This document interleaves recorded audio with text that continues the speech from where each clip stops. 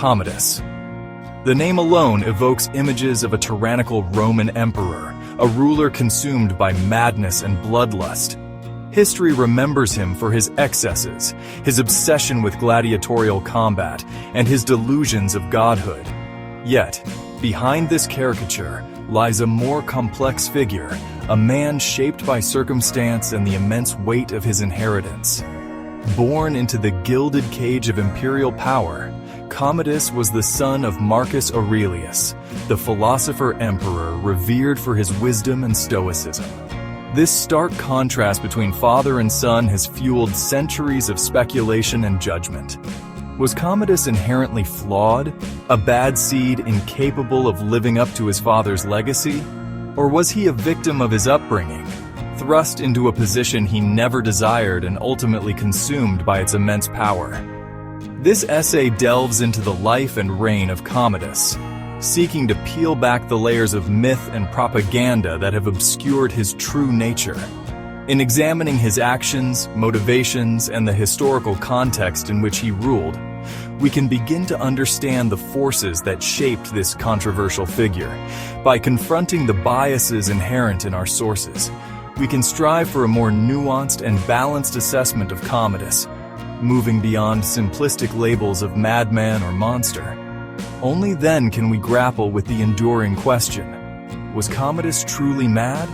Or was he simply a ruler misunderstood? A man tragically ill-equipped for the extraordinary demands of Roman imperial power. Born in 161 AD, Lucius Aurelius Commodus entered a world of unparalleled privilege and suffocating expectation. His father, Marcus Aurelius, stood as the reigning emperor of Rome, a man celebrated for his wisdom and adherence to Stoic philosophy. Commodus's birth, alongside that of his twin brother Titus, should have been a cause for great celebration. Tragically, Titus died at the age of 4, leaving Commodus as the sole surviving son and heir apparent. From his earliest days, Commodus's life was intricately intertwined with the machinery of Roman power. He received a carefully curated education, tutored by the finest scholars, and groomed for the day he would inherit his father's mantle. Yet, while Marcus Aurelius embodied the Stoic ideals of reason and self-control, accounts suggest that Commodus displayed a penchant for extravagance and a love of pleasure. Some historians argue that these early signs foreshadowed the excesses that would come to define his reign. Others, however, caution against such simplistic interpretations. Can we truly judge the character of a child raised amidst the opulence and intrigue of the Roman court? The pressures on Commodus were immense, the expectations suffocating. It is perhaps unsurprising that he sought solace in distractions and displays of self-indulgence. Ultimately, Commodus's early life remains shrouded in a degree of mystery. The sources, often biased and contradictory, offer glimpses into his character but no definitive portrait. What is clear, however, is that he grew up under the long shadow of his father, a legacy that would both shape and haunt his destiny. In 177 AD, at the tender age of 16, Commodus was named co-emperor alongside his father, Marcus Aurelius.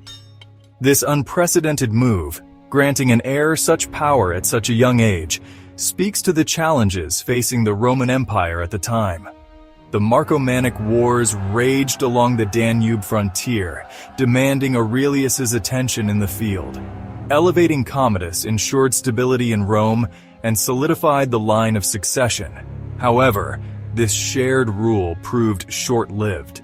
In 180 AD, Marcus Aurelius succumbed to illness while campaigning, leaving Commodus as sole emperor at the age of 19. Despite the years of preparation, the weight of responsibility fell heavily upon the young emperor's shoulders. The empire he inherited faced threats both internal and external, from barbarian incursions to economic instability. Early in his reign, Commodus appeared to follow in his father's footsteps, pursuing a path of peace and diplomacy.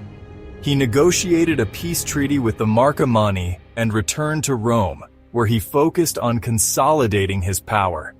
However, cracks soon began to appear in the facade.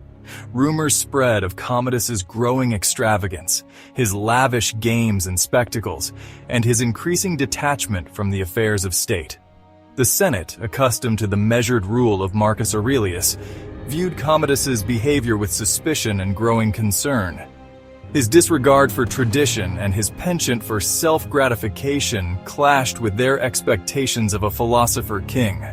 The seeds of discord were sown, setting the stage for the turbulent years to come. If you've enjoyed this historical journey so far and would like to know more stories like this, don't forget to like and subscribe if you haven't yet.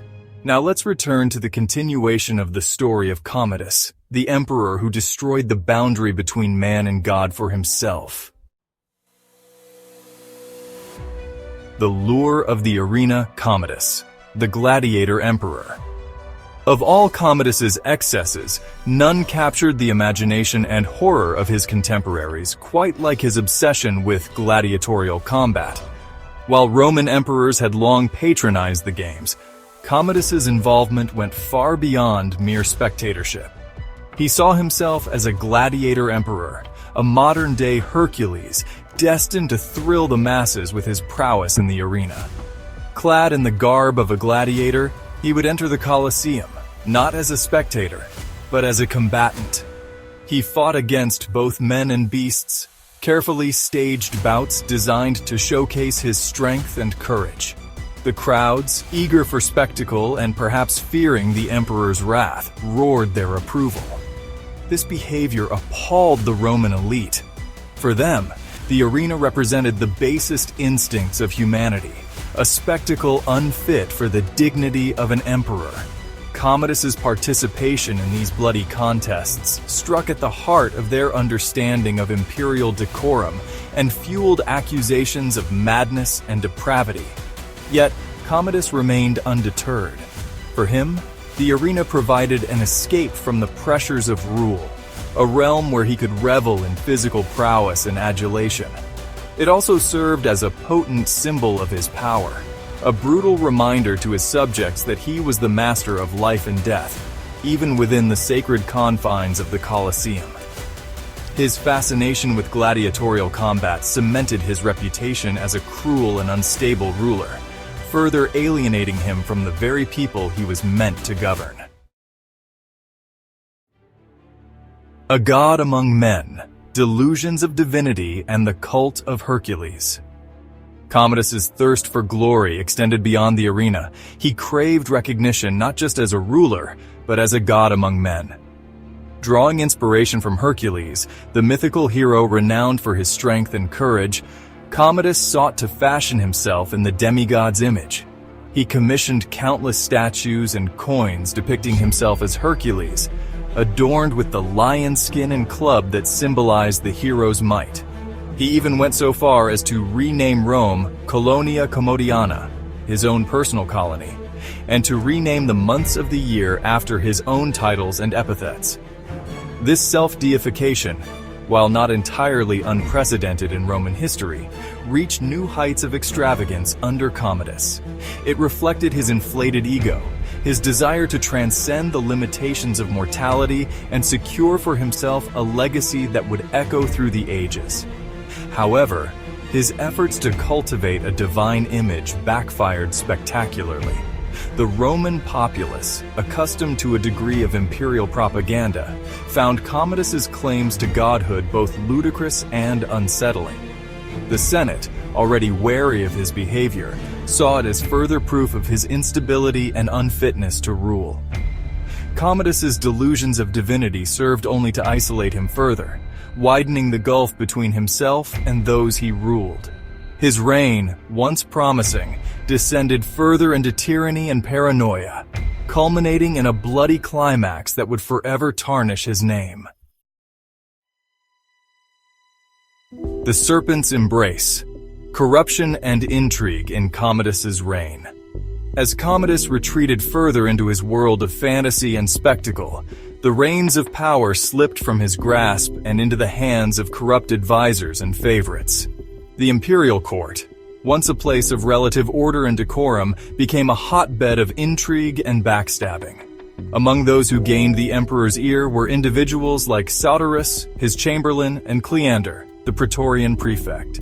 These men, motivated by greed and ambition, exploited Commodus's trust for their own personal gain. They enriched themselves through extortion and bribery while simultaneously shielding the emperor from the realities of governing a vast empire. The consequences of this corruption were dire. With Commodus distracted by his own pursuits, the administration of the empire fell into disarray. Taxes went uncollected, infrastructure crumbled, and the once vaunted Roman legal system became a tool for personal vendettas. The people, burdened by economic hardship and increasingly disillusioned with their emperor, grew restless. Rumors of rebellion swirled through the streets of Rome, whispered in hushed tones for fear of reprisal. The very foundations of Commodus's rule, already weakened by his own excesses, began to crumble. The stage was set for a dramatic confrontation, a struggle for power that would pit the emperor against those he had trusted most. The outcome of this conflict would determine not only the fate of Commodus, but the future of the Roman Empire itself. Was Commodus truly a mad emperor, or just a misunderstood ruler trapped by destiny? Let us know what you think in the comments. And if you enjoyed this story, like and subscribe for more untold tales from history. See you in next video.